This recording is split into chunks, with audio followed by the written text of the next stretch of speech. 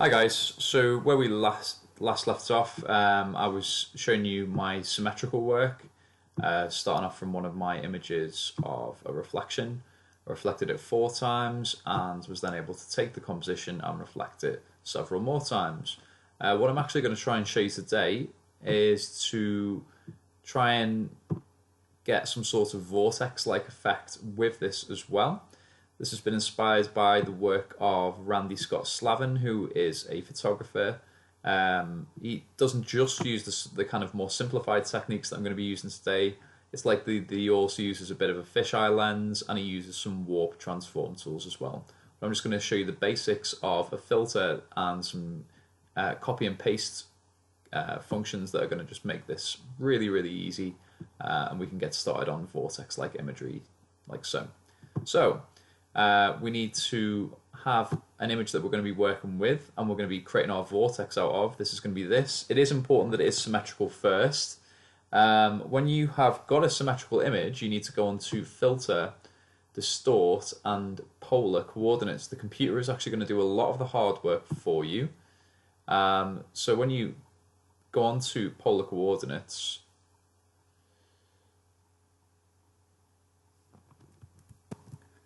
this little window pops up and it asks you, do you want rectangular to polar or do you want polar to rectangular? As long as you have rectangular to polar, all you need to do is just click OK. I'm actually not going to be clicking OK on this instance because I have such a large file size here that it's actually going to take me quite a long time. So for the purpose of a video, I already preloaded a lot of the things that I was to do.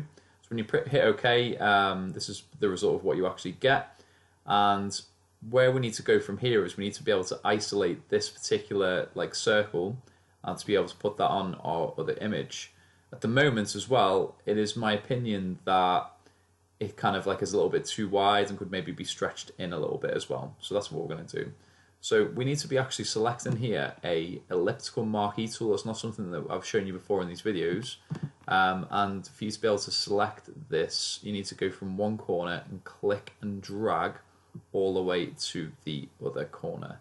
Okay, a small example of what I might do with that is just here. Okay, and there you go. So once you have your elliptical marquee, what I found useful is, if you didn't want to put in another image, but you you didn't like this background, just go to select inverse, and then use your levels to potentially make this a little bit brighter, if not even fading it out altogether. I think I maybe just had it just ever so slightly faded, and then deselecting. What I then did is I was able to select the whole canvas by using Control A to get everything. I then was able to use Control T to free transform the object that I had.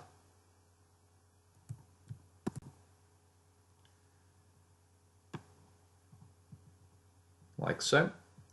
And when I was happy, I was able to hit enter on the keyboard.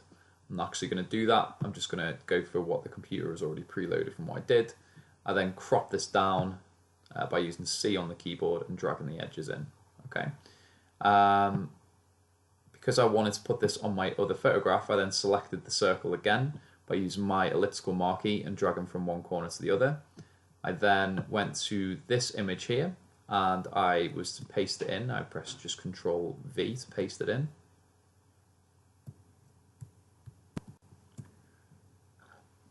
And as you can see, it's a lot bigger than what it should be. So we're just going to zoom right out. Control T to transform it. And we're going to hold down Shift on our keyboard and just drag it in like this. Okay. Control 0 gets it back to the way that it was. And if I just drag right here, I can then start to think about where I want to put it in my picture. And roughly in the middle is fine by me.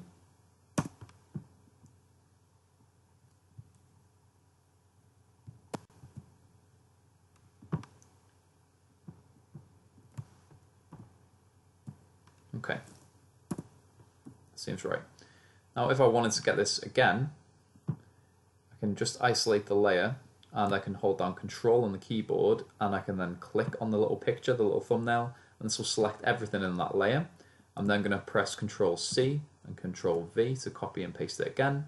I am then going to Control T and transform it again. And I might decide to put this inside here so that it fits in what I had. I use the nudge keys to just move it up and down. And then that adds a further sort of vortex to what I had before. Okay, let's turn the background back on. And as you can see, I've now got a vortex that is inside another vortex, which is inside a piece of symmetry. And there we go. Okay. So if you have, like, obviously any feedback, any comments about this, or you'd like to see me do something slightly different, get back to me in the comments. I may be tempted to do another video that kind of recreates what Randy Scott Slavin was doing. If you are interested in maybe doing a little bit further work like that, you just need to grab your bottom layer, transform it, and maybe use the warp tool.